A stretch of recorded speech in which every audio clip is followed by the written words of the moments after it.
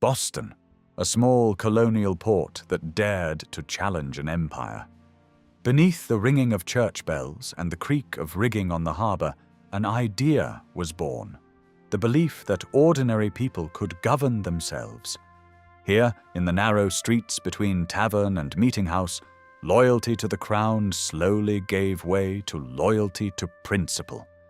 Within a generation, these same wharves would echo with riot and revolution. This was no capital's rebellion. It was a citizens' uprising, crafted at counting desks and spoken in sermons. Welcome to Boston in the 1700s, a city where faith, commerce, and courage combined to ignite a movement that changed the world. Boston Harbor was the lifeblood of colonial Massachusetts, its deep waters sheltered by dozens of islands that formed a natural fortress against Atlantic storms. By the early 1700s, over 500 vessels called Boston home, from fishing boats that worked the Grand Banks to merchant ships that carried New England goods to London, the Caribbean, and beyond. The harbor was also the terminus of the notorious triangular trade.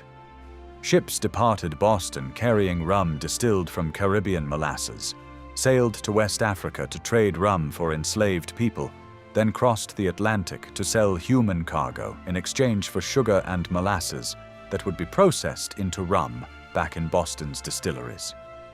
This brutal commerce built much of Boston's maritime wealth. Local merchants like the Browns and Faneuils accumulated fortunes while enslaved Africans endured the horrors of the Middle Passage. By 1750, nearly 1,000 enslaved people lived in Boston, about 8% of the city's population, working as domestic servants, craftsmen, and dock laborers. Shipyards along the North End rang with construction sounds. Boston-built vessels were prized for their speed and durability, combining English techniques with American timber. The smell of tar, salt, and fish permeated the harbor district, where counting houses calculated profits while keeping one eye on tide tables and another on political winds. Boston's character was forged in the crucible of Puritan faith. Founded in 1630 by John Winthrop and the Massachusetts Bay Company, the city was intended to be a city upon a hill, a model Christian community that would inspire the world. By the 1700s, the rigid theocracy had softened, but Puritan values still shaped daily life. The Salem witch trials of 1692 had shocked the colony into questioning religious extremism, yet ministers like Cotton Mather continued to preach that God's providence guided every aspect of colonial life. Boston's congregational churches dominated both skyline and society. The Old South Meeting House and Old North Church served not just as houses of worship, but as centers of political organization, where religious duty and colonial resistance merged into a single cause. This Puritan legacy created a population uniquely prepared for revolution. Bostonians believed that earthly authorities must answer to divine law, that individuals had direct access to truth through scripture and reason, and that communities had both the right and duty to govern themselves according to moral principle. At the heart of Boston's commercial district stood Faneuil Hall, completed in 1743, and immediately dubbed the Cradle of Liberty by colonists who gathered there to debate the great questions of the age. Built by merchant Peter Faneuil as a gift to the city, the hall combined marketplace and meeting space, perfectly reflecting Boston's character. The ground floor hosted vendors selling meat, vegetables, and imported goods, while the upper hall provided space for town meetings and increasingly dangerous political discussions. Here, Samuel Adams organized resistance to British taxation. James Otis declared that taxation without representation is tyranny, and ordinary citizens learned they could challenge royal authority without facing immediate execution. When the Stamp Act crisis erupted in 1765, Faneuil Hall overflowed with angry colonists who discovered that political resistance could be both patriotic and profitable. Revolution was still a decade away, but its intellectual foundations were being laid one passionate speech at a time. The North End was Boston's most densely populated district, home to artisans, shopkeepers, and laborers who formed the backbone of both the city's economy and its political resistance. This neighborhood bore scars from earlier conflicts.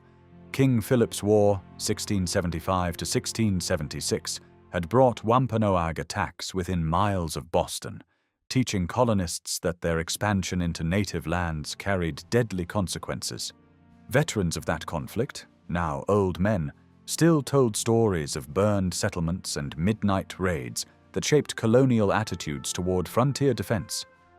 Paul Revere's silversmith shop on Fish Street was typical of the area's industry. By day, hammers rang from workshops producing everything from horseshoes to church bells.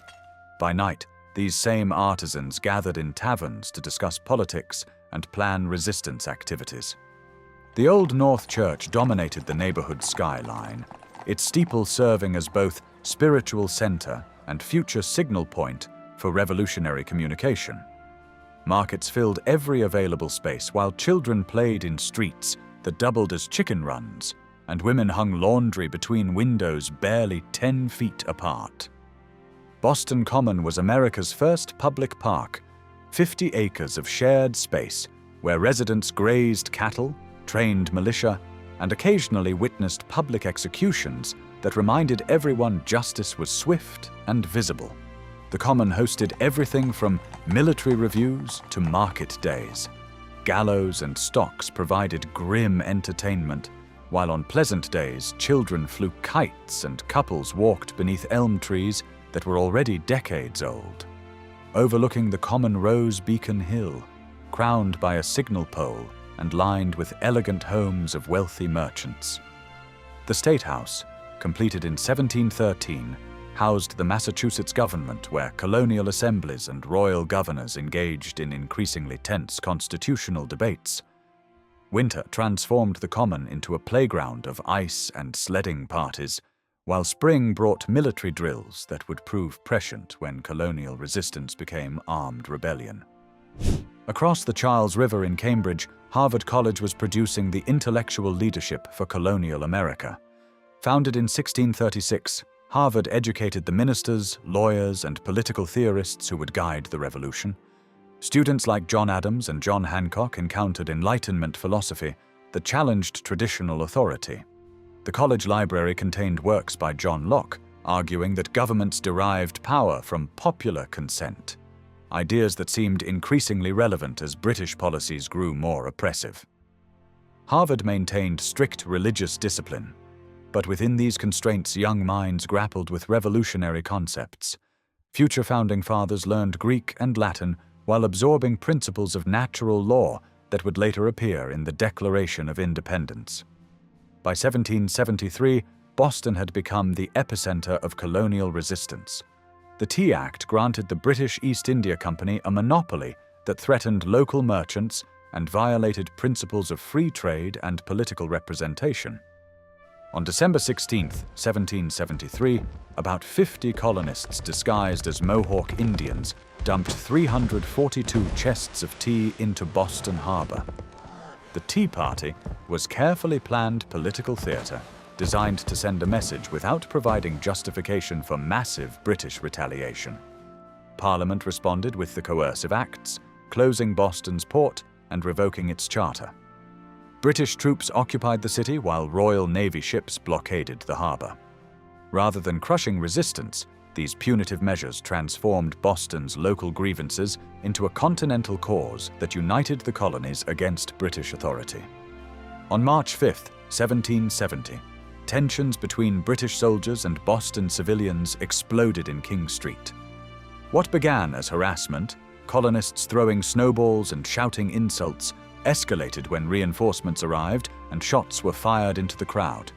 5 colonists died, including Crispus Attucks, a man of African and Native American descent, who became the first casualty of the American Revolution. Paul Revere's engraving of the event, widely distributed as propaganda, depicted British soldiers firing into a peaceful crowd, transforming a chaotic street fight into a symbol of British tyranny. The incident demonstrated how effectively Boston's leaders could use media and public emotion to advance their political cause, skills that would prove essential in the larger revolutionary struggle. Boston's resistance was remarkably well organized. The Committee of Correspondence, established by Samuel Adams, created communication networks linking Boston with other colonial cities and coordinating resistance activities up and down the Atlantic coast. Local militia companies trained on the common, while secret meetings planned armed resistance. Weapons and ammunition were stockpiled in nearby towns, funded by merchants who had decided that independence was preferable to continued submission. The city's numerous taverns, the Green Dragon, the Bunch of Grapes, served as meeting places where revolution was planned over ale and roast beef. These establishments were simultaneously social clubs, news centers, and command posts for an underground movement that remained surprisingly visible. Life in occupied Boston was tense and unpredictable. British soldiers patrolled streets where every gathering was viewed with suspicion.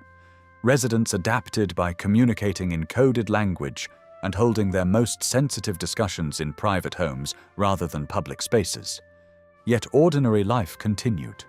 Markets operated under military supervision, ships entered and left the harbor under naval escort, and children played games that increasingly mimicked the political tensions surrounding them. Women played crucial roles in resistance activities, organizing boycotts of British goods, gathering intelligence, and maintaining communication networks. Though legally subordinate, many influenced family decisions about political allegiances and economic choices. The occupation taught Bostonians valuable lessons about civil-military relations and the importance of legal protections for civilian populations, knowledge that would later influence the Bill of Rights and other constitutional provisions designed to prevent military rule in peacetime. By 1775, Boston was a powder keg waiting for a spark. British intelligence reported that colonists were stockpiling weapons in nearby Concord, and General Thomas Gage decided to destroy these supplies before they could be used against royal authority. On the night of April 18th, 700 British troops marched out of Boston toward Concord. Paul Revere, William Dawes, and Dr. Samuel Prescott rode through darkness to warn the countryside, setting in motion events that would transform colonial resistance into armed revolution.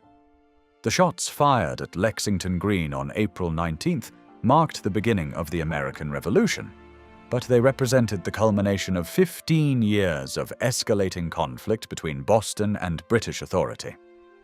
Boston in the 1700s proved that ideas have consequences and that ordinary people possess extraordinary power when they choose to use it. Which city should we bring back next? Tell us in the comments, and your hometown might be our next voyage through time. Thank you for watching, and as always, we'll see you in the past.